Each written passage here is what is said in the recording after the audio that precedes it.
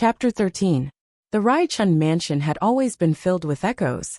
Quiet whispers that lingered in marble hallways, subtle laughter drifting from closed doors, and secrets concealed within every elegant room. But tonight, those echoes carried a cruelty that pierced deeper than ever before. Aadhira had just finished a meeting with Rudra's legal advisors, discussing upcoming court cases and a few business arrangements crucial to the Raichand empire.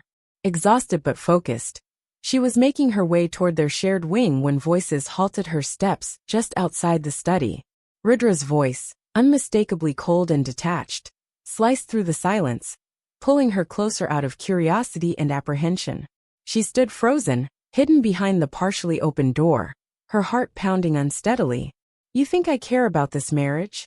Rudra was saying, his voice cutting sharply through the room. "This arrangement is purely for business. Aadhira is nothing but a strategic asset, a means to secure our family's legacy."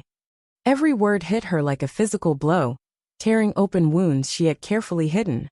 Her heart twisted painfully, and tears blurred her vision, burning hot trails down her cheeks. She'd always known Rudra was possessive, even controlling. But hearing him speak about their marriage, about her, in such detached, transactional terms shattered something deep inside her. She stumbled back, barely aware of her surroundings, desperate to escape the suffocating weight of his cruel truth. But as she turned, Rudra's sharp eyes caught her movement through the doorway. Their gazes locked, and in that instant, she saw the flash of realization and something resembling guilt cross his face. "Aadhira," he called sharply, his voice strained, betraying his usual composure. But she didn't stop. She couldn't bear to face him now. She turned away swiftly, fleeing down the corridor, her vision clouded by tears. Footsteps followed her, quick and relentless, echoing off the cold marble floors. Before she could escape, Rudra's hand shot out, grabbing her wrist with a firm but gentle grip, forcing her to face him. "Aadhira," he demanded, voice low and urgent, eyes searching her tear-streaked face. "What did you hear?" Her heart felt raw, broken beyond repair, as she stared up at him, trying desperately to regain control. Her voice came out as a trembling whisper, pain and accusation woven into every word. "The truth," she said, her voice breaking as fresh tears slipped down her cheeks. "I heard exactly how you feel. I heard exactly what I am to you. Just another business deal." Rudra's jaw tightened visibly, his eyes darkening, unable to deny her accusation.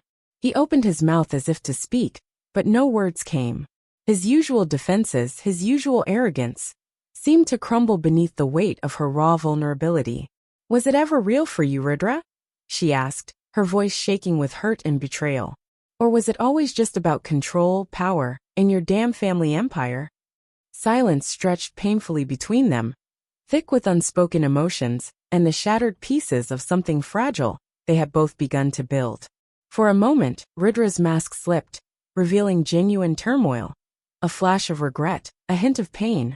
But as quickly as it appeared, he hid it again behind his carefully constructed coldness.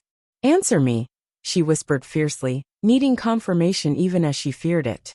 He held her gaze, the muscles in his jaw clenching tightly, but he said nothing.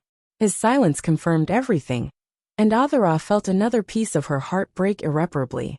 Slowly, she pulled her wrist from his grasp, stepping back, creating an emotional chasm neither seemed able to cross.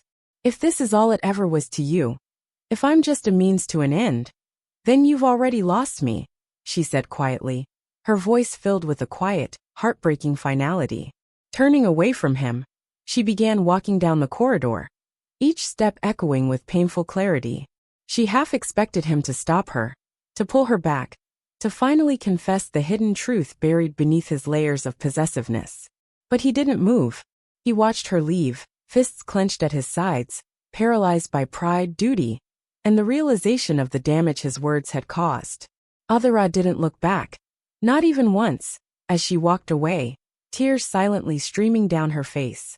The weight of heartbreak pressed painfully against her chest. Yet beneath that pain was the clarity of freedom. She couldn't stay bound to a man who saw her merely as an object, a trophy in his endless pursuit of power.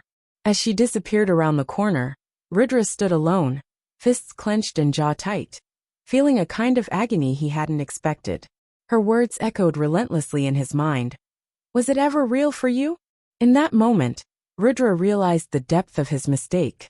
Aadhira wasn't just a strategic asset, wasn't simply a pawn in his game of control. She had become so much more, breaking through his carefully built walls, piece by piece, until she'd reached a place inside him no one else ever had.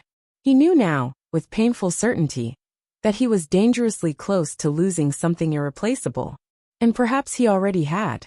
But for the first time, Rudra didn't move to chase after her. He stood rooted in place, forced to face the consequences of his cold, calculated choices. The unbearable truth that in his ruthless pursuit of power, he'd shattered the one heart he'd never intended to hurt. And now, it might be too late to mend it. Chapter 13.